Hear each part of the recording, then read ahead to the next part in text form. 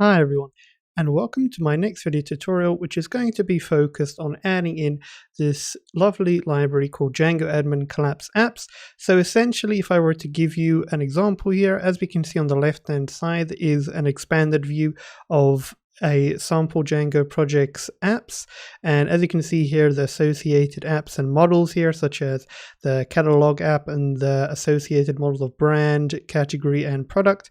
And here on the right hand side we can see it's collapsed. So essentially we're going to learn how to add in this widget here so that we can ensure that our Django admin is a little bit, how can I say, more UI UX friendly when we are navigating. It's very useful in a sense of if you have a ton of apps and associated models and you just want to ensure that you only see a certain set at one stage, or if you want to go on ahead and only see the current apps that you have for the moment.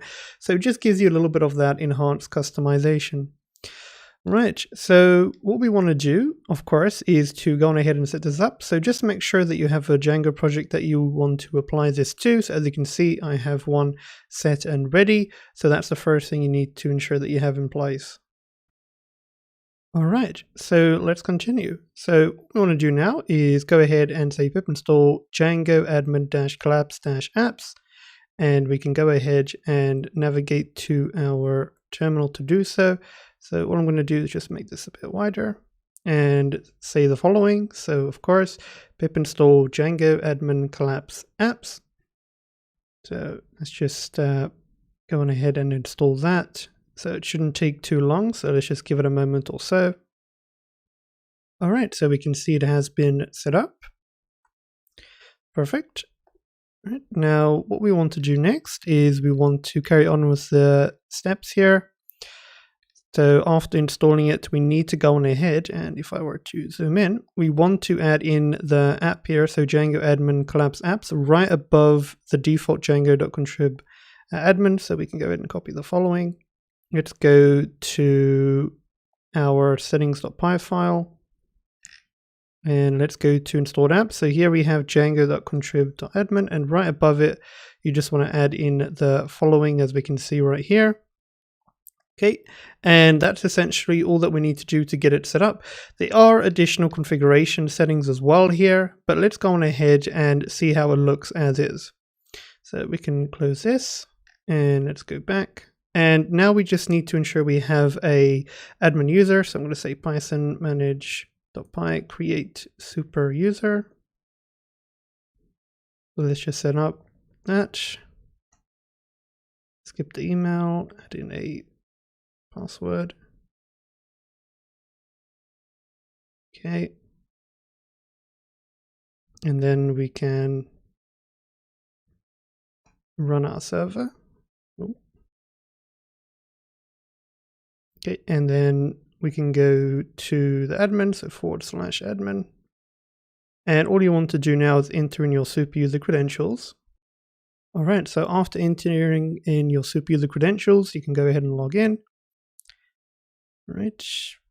And now, as we can see now, we now have these fancy widgets now attached to our Django app. So here is my own custom app and custom model and the default. So we can see that we can just go on ahead and nicely adjust that as follows. Now, what you can also do is you can see as it is, if we were to log out in this current state and log in again, you'll notice that it will, of course, keep the same state. So let's go ahead and log in again. All right, so now let's log in and let's observe. So after you successfully logged in, you can see it keeps that state here. And of course, we can just use our widgets to see everything again. All right. Now, let's say we want to configure further and we want to add in some restrictions. So let's say we want to restrict the toggles to specific apps here. Okay, so here, for example, admin collapse apps, we have alls, orders, and catalog, for example. So in our case here, we have alls, and of course, in my case, I have web app. Okay, so what I'm going to do is add it to my settings.py file, so I can navigate there right now, and let's scroll down to the bottom. Okay, and then you can just go on ahead and add in the following, so admin collapse apps.